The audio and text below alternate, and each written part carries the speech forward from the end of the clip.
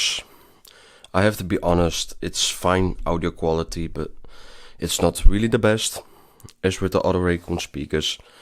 And I'm now also like a little bit understanding why they didn't want to send the speakers, because they are average, not great, not special, not like anything you should definitely take a look at if you want something special.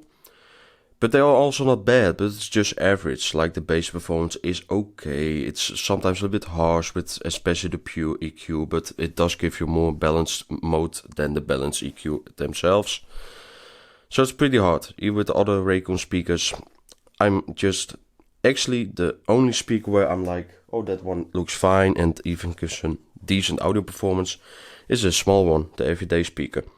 This one is really where I think like, yeah, it's pretty decent. Pretty alright, and no real like big problems. I hope you guys enjoyed this video. See you guys around.